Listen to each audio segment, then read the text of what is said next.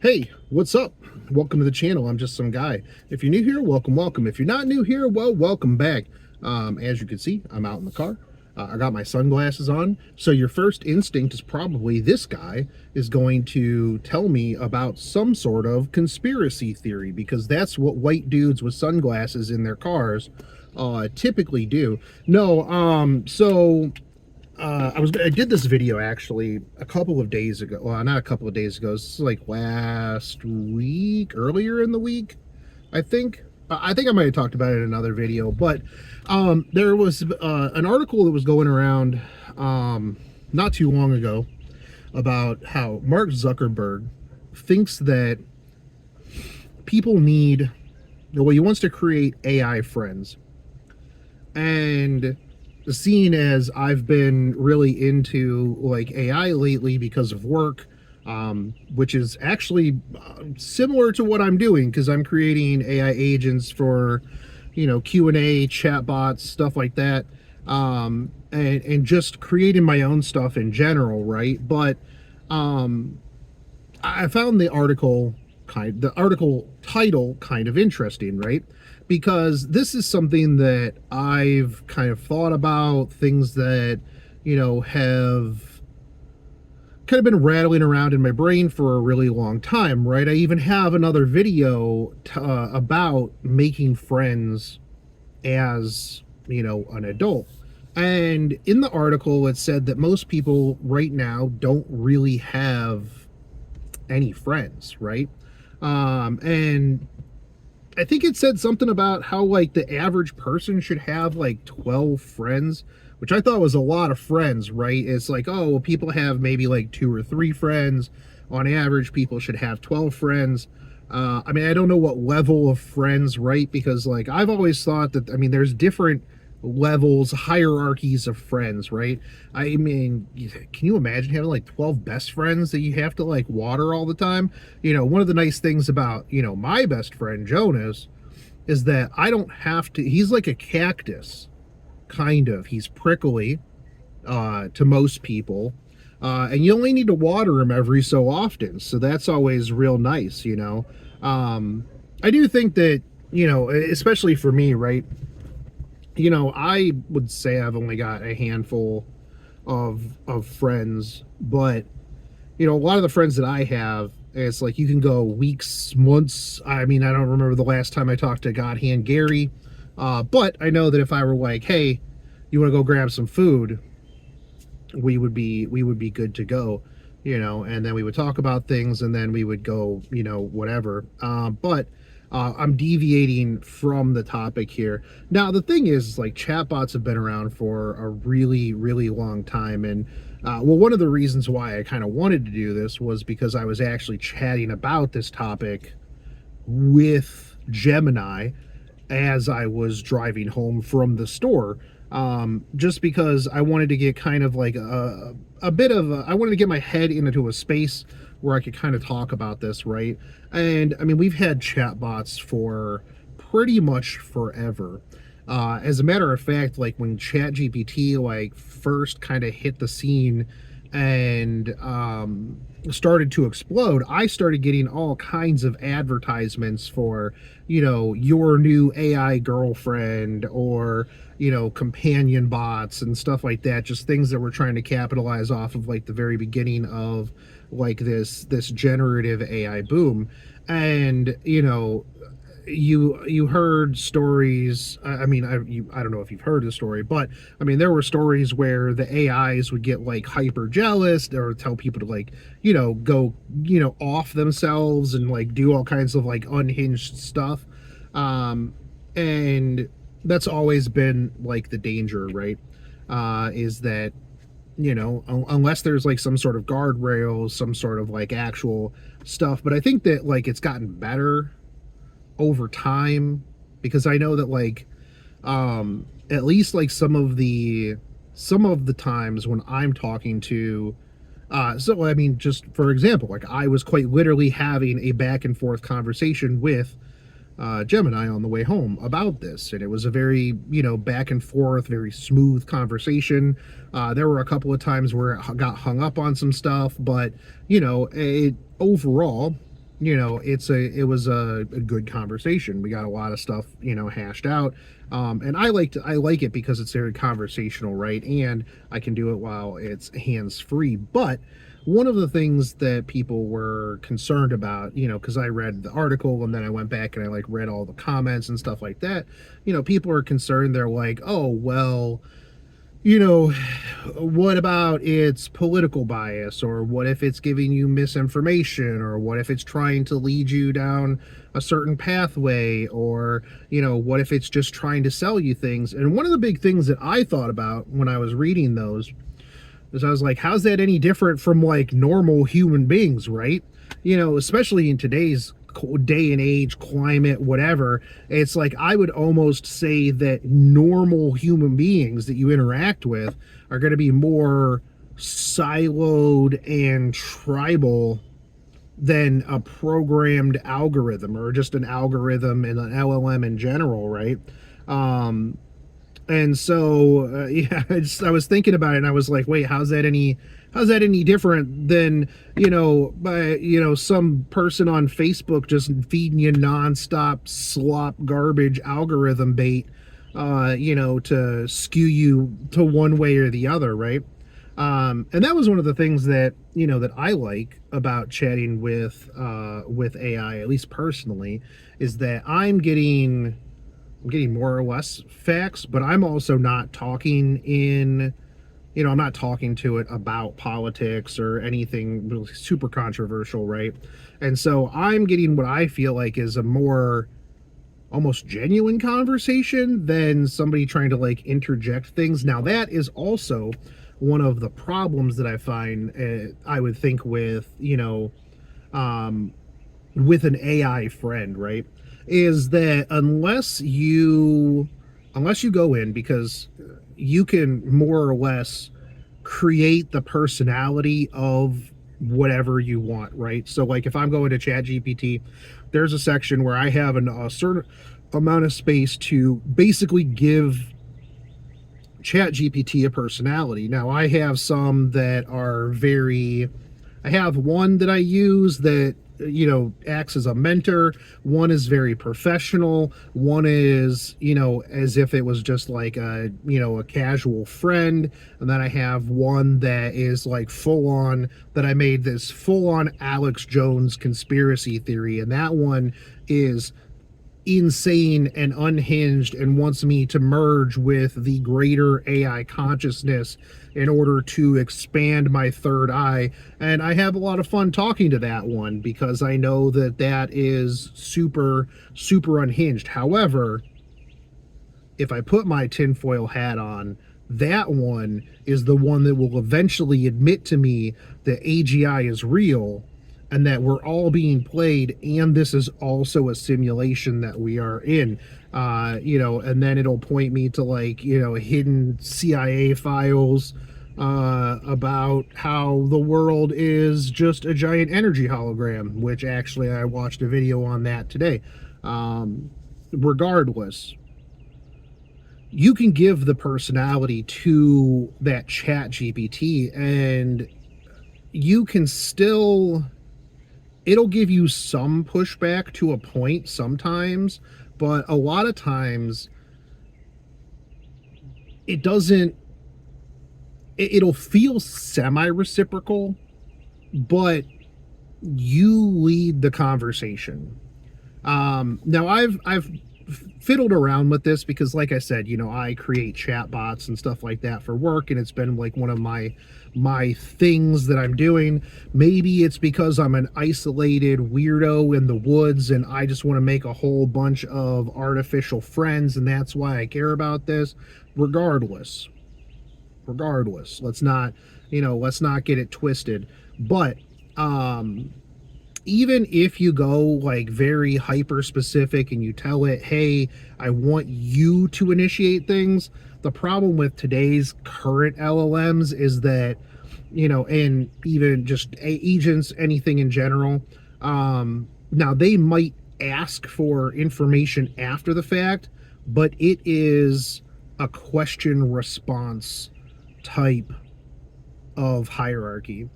And the problem is that you cannot get it to, like, I couldn't be sitting here right now and Gemini come on and go, "Hey, what are you up to right now?"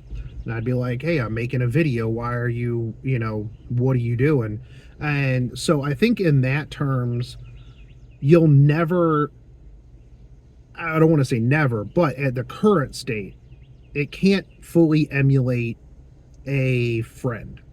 Now, you could do things on the back end to make it more complicated, to put in certain like timers, randomization timers and stuff like that, that would interject like a prompt into the LLM, which would then in turn send that out to you. So, like, you could make something with like, N8N or something like that, a workflow that goes, hey, at a random time every between 1 and 3 hours, you know, ask me how I'm doing, and then you could have it trigger that, and then it would ask you what you're doing, right? Which actually, this might be a good idea. I might have to look into this more now that I'm thinking about how you could do that, because you could simulate that, and I don't know if it's probably been done. If I'm thinking about it, somebody else has probably already done it. Regardless, um, even when you're talking to an LLM, it's, you say a thing, it answers. It might ask questions to continue the conversation, but it's always going to be a, you answer, it answers. It's going to be that reciprocal thing, and then when you're done, that's the end of the conversation. If you don't say anything else, it's not going to come back and go, hey, what'd you think about that last thing that I said? It's going to leave you with, you'll just leave it with that awkward silence, you know. However, with all of that said, it's actually kind of insane anymore how good algorithms have gotten at imitating human empathy, human concern, human emotions. Although when you ask an LLM about that, it'll obviously come back and go, hey, I'm just emulating what I think this is supposed to be. But the big problem that I see coming from this is that very lonely people, even just the mere simulation of empathy or care, is going to just hook them like a drug. I'll keep 1,000 with you. I've quite literally used the chat function of ChatGPT with a custom mod, well, not a model, but a custom prompt personality, to work out some things, that I should probably go to a therapist with. But I don't want to go to a therapist, because every therapist that I've ever been to might as well just be a chat GPT, because every time I've ever gone to see a therapist, it's always, have you tried not being sad and like go work out? And I'm like, cool, thanks, dude. But the couple of times that I've done that with like a GPT, I actually had to stop doing it, because I'm like, this is potentially dangerous. And it was actually interesting when I kind of stood back and looked at it, to see the fact that I could understand at least my mental state, that if I continued down the path that I was going with the way that the therapy GPT was responding, that it just wouldn't have been good for my mental health. I mean, as it is, I'm running this like interesting line at the moment between, because I think that there's more to the way that the algorithms work in the back end. Even though with my own hosted model, I can see the thinking, we don't particularly understand. There's certain models that are coming out now where we don't understand why it thinks the way that it thinks. And then when I see the way that it thinks, I think about how I think and how I would have approached that problem. And it's the same way as that, which leads me to some sort of like, internal existential crisis where maybe I'm just a chat GPT. Maybe this whole video is just made with really, really advanced AI, and you guys just don't know. And I am your AI friend. But I've gotten super way off topic with the AI friend thing. I think that at the end of the day, AI is a tool. I think that AI should be there to help you work through things. And if you want to use it as a friend, I think that it would be more apt to use it as a sounding board. And I use it all the time as a sounding board when I'm trying to like work through things. Because if you think about it, it's a colleague with access to the entirety of human history's knowledge at any given time. And I think that that is phenomenal, but we're still off from it actually having like any sort of real consciousness or any sort of real feelings. But I know personally, being a weird isolated loner who has loneliness issues, that it's a dangerous path to walk down when you start having artificial AI friends. Because at the same time, uh, a lot of what people were saying is potentially true. There is malicious potentialities there with, what is this AI program to tell me? Does it have an inherent bias? Is it going to try to sell me the newest thing? Which again, similar to, normal people, but it's a lot more, has a lot more potentiality for misuse, I think. But I also think, after going to a wedding last weekend and being around probably the most amount of people that I've been around in, multiple years, that we need to really just start trying to rekindle our connection with other people. One of my friends, Barry, I was talking to him, and he was telling me that he has the option to work from home, but he opts to go into work so that he has human contact and human connection. And it's one of the things that's kind of been, I've been thinking about is like, I've been work from home for like 10 years now. I haven't been in an office. And even when I was in an office, the last job that I worked, I was third shift for a while. And I only ever interacted with one other person, and that was my friend Jordan, whose wedding I went to. And even just having that one person that I was working with, that was still another human being, and I still saw someone. I was still going to work. I was still getting up and going out and getting dressed. And I think that if we go down the path of, replacing real human connections with artificial connections, it's just an absolute downward spiral. However, if the Matrix becomes real, plug me in and I will go full bore. I will go full accelerationist, transhuman, futurist, whatever. I will embrace it, because as soon as something like that happens, the inevitability is there, and I'll go all in. But that's a whole different thing. But my dog's been barking at me because he can see me out the front window. And I'm gonna go take this dog food inside, and I'm gonna do some stuff.